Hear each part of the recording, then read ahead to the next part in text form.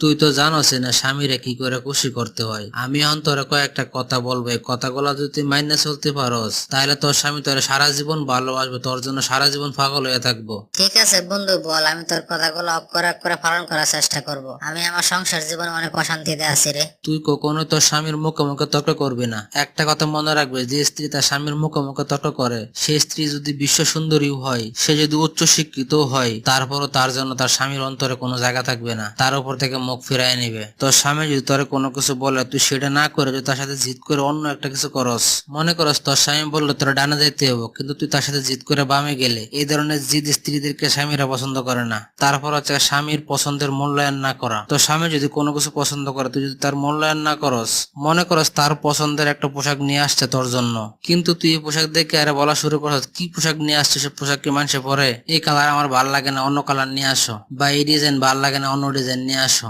এই ধরনের স্ত্রীদেরকে স্বামীরা কখনোই পছন্দ করে না। আর একটা কথা হচ্ছে, তোরা স্বামীর উপরে খালি অভিযোগ করস, তাদেরকে মূল্যায়ন করস না, কষ্ট দিয়ে কথা বলস। অন্যের স্বামী তাদের বউদেরকে যতটা সুখে রাখছে, তুমি আমার ততটা সুখে রাখতে পারো নাই। এই ধরনের স্ত্রীদেরকে কখনো স্বামীরা পছন্দ করে না। তোদের নারীদের সংসার নষ্ট হওয়ার আরো একটা কারণ আছে অতিরিক্ত জিদ। কিছু কিছু নারীরা মনে করে জিদ এটা তো আমার মহৎ একটা গুণ। একটা কথা মনে রাখবে, অতিরিক্ত জিদ আর অতিরিক্ত রাগ দেখানো এটা কিন্তু কোনো মহৎ গুণ হতে পারে না। যে নারীদের অতিরিক্ত জিদ আর অতিরিক্ত রাগ আছে, তার সংসারে কোনোদিনই সুখ শান্তি আসবে না, এবং তার সংসার কোনোদিনই টিকবে না। আরো একটা কথা মনে রাখবে, তোরা মেয়েরা কিন্তু বিয়ার পরে বাপ মার কুপরামর্শে সংসারের মধ্যে অশান্তি সৃষ্টি করস। একটা কথা মনে রাখবে, তোর স্বামীর খারাপ দিক বা তোর স্বামীর সমস্যাগুলো তোর বাপ মার সাথে কোনো সময় শেয়ার করবে না। আর তোর বাপ মা যদি তোর কোনো কিছু বলে, সেগুলো তুই এক কান্দে না আরেক কান্দে ফালাই দিবি। কখনোই তোর স্বামীর সাথে এগুলো নিয়ে কোনো কথা বলবি না। বুদ্ধিমান নারীরা কখনোই তার বাবা মার কথায় সংসারে অশান্তি সৃষ্টি করে না, তারা আল্লাহর কাছে দোয়া করে। হযরত আসিয়া ফেরাউনের লগে সংসার করার পরও জান্নাত পাইছে। আর তোর স্বামী তো ফেরাউনের থেকেও খারাপ না। স্বামীর সাথে সুন্দর ভালো ব্যবহার কর, সংসারে সুখ শান্তি এমনিতে আসবে। একজন স্বামী সবচেয়ে বেশি কষ্ট পায় কখন জানোস?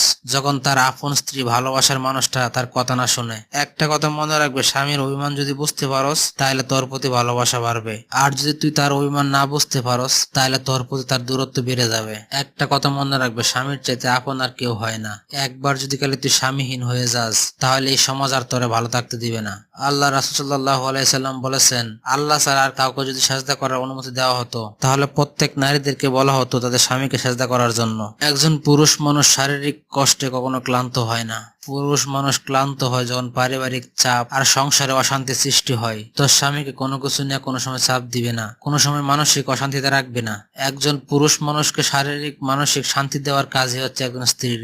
যে স্ত্রী তার স্বামীর রাগ সহ্য না করতে পারে, সেই স্ত্রী আর যাই হোক কখনো সংসারে সুখ শান্তি আসে না, সংসার হয় না।